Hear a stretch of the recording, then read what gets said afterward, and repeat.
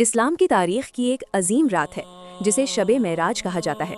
یہ وہ رات تھی جب ہمارے پیارے نبی محمد صلی اللہ علیہ وسلم کو اللہ تعالیٰ نے اپنے قریب بلایا۔ یہ واقعہ 27 رجب ہجرت سے تقریباً 1 سال پہلے پیش آیا، جب نبی صلی اللہ علیہ وسلم غم کے دور سے گزر رہے تھے۔ اس سال کو عام الحزن کہا جاتا ہے۔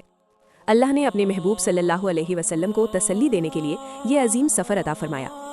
رات کے وقت نبی کو براق پر بٹھایا گیا اور سفر ہوا مسجد حرام سے مسجد اقصیٰ تک۔ اسے اسرا کہتے ہیں۔ مسجد اقصیٰ میں نبی صلی اللہ علیہ وسلم نے تمام انبیاء کی امامت فرمائی۔